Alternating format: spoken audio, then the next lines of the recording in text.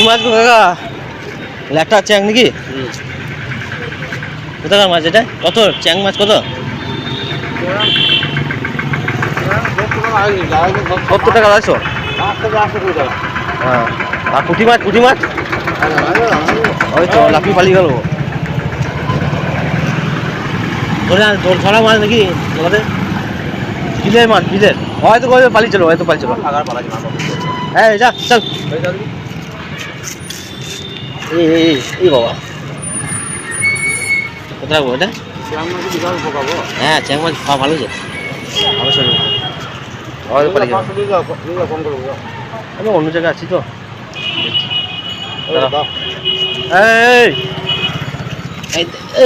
রাস্তা উঠে পালিয়েছে, হ্যাঁ।